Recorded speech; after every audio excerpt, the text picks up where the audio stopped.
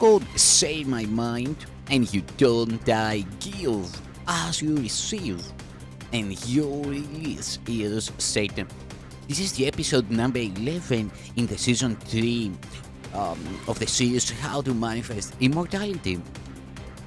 And the name of today's teaching is The Place of Religion in Psychotherapy.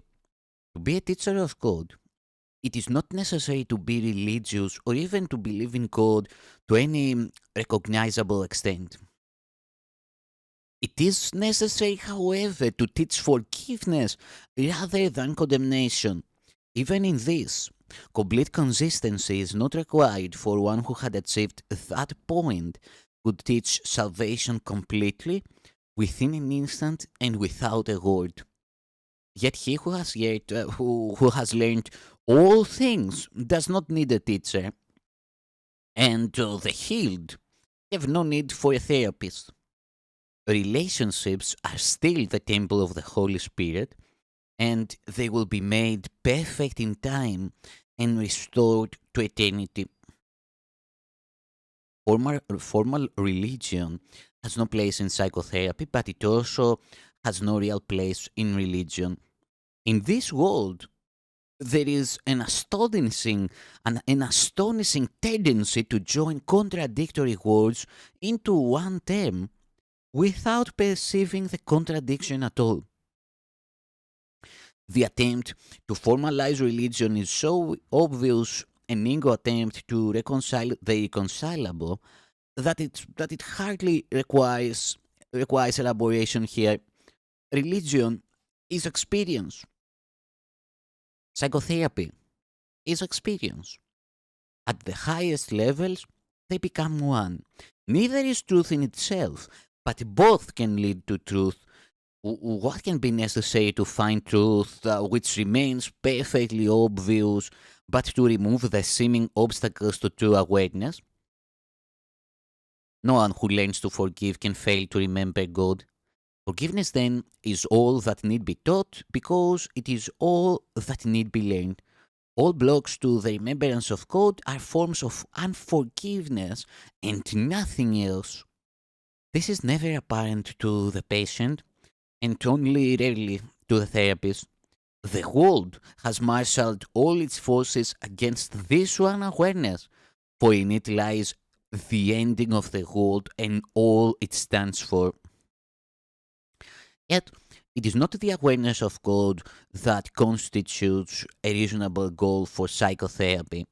This will come when psychotherapy is complete. For where there is forgiveness, truth must come. It would be unfair indeed if belief in God were necessary to psychotherapeutic success.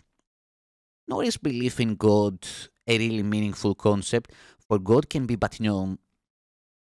Belief implies the unbelief is possible, but knowledge of God has no true opposite. Not to know God is to have no knowledge, and it is to this that all unforgiveness leads. And without knowledge, one can have only belief.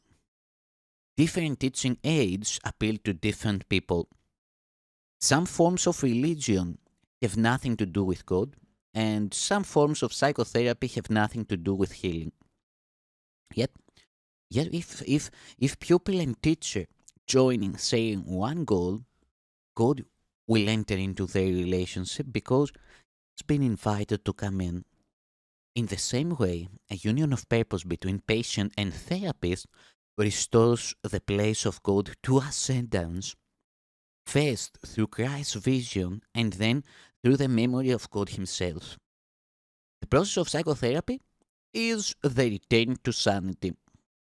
Teacher and pupil, therapist and patient are all insane or they would not be here. Together, they can find a pathway out, for no one will find sanity alone.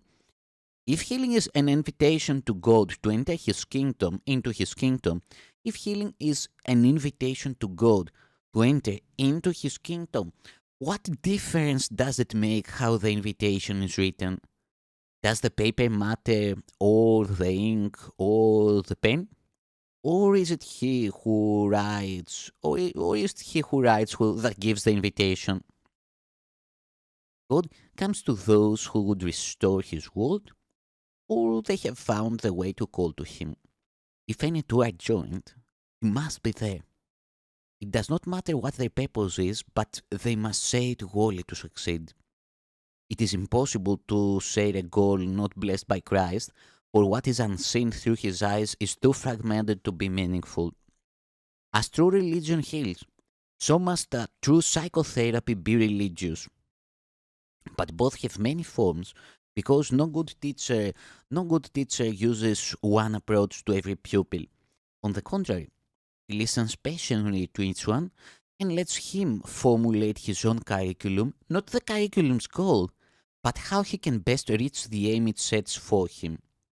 Perhaps the teacher does not think of God as part of teaching. Perhaps the psychotherapist does not understand that healing comes from God. They can succeed where many who believe they have found God will fail. What must the teacher of God do to ensure learning? What must the therapist do to bring healing about? Only one thing, the same requirement salvation asks of everyone. Each one must share a goal with someone else, and in so doing, lose all sense of separate interests. Only by doing this is it possible to transcend the narrow boundaries the ego would impose upon the self.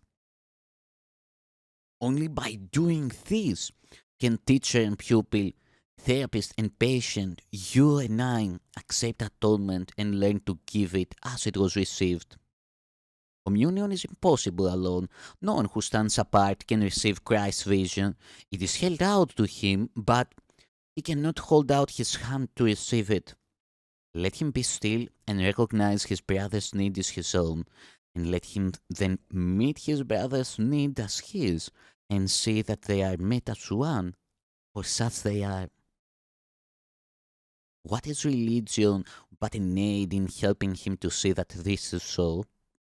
And what is psychotherapy except a help in just this same direction? It is the goal that makes these processes the same, for they are one in purpose, and must thus be one in means. Thank you, Son of God.